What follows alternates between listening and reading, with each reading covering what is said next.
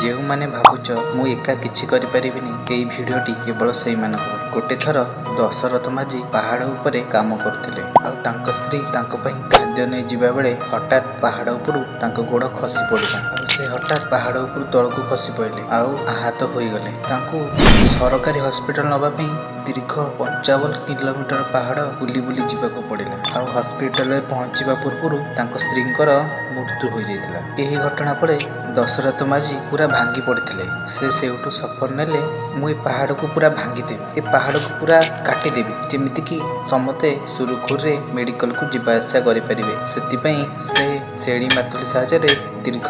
22 वर्ष परिश्रम कले आ 22 वर्ष परिश्रम करी 55 किलोमीटर रास्ता को 15 किलोमीटर रोड परिणत कले आ पूरा से पहाड़ को काटिकी उड़े देले आ शेष रे तांकू माउंटेन मैन भावे सारा विश्व जानिला। तेणु सांग माने एइठी मु गोटे कथा कहबी अल्प अल्प परिश्रम कर प्रत्येक दिन देखिबो गोटे दिन बड़ सफलता ही पाइबो।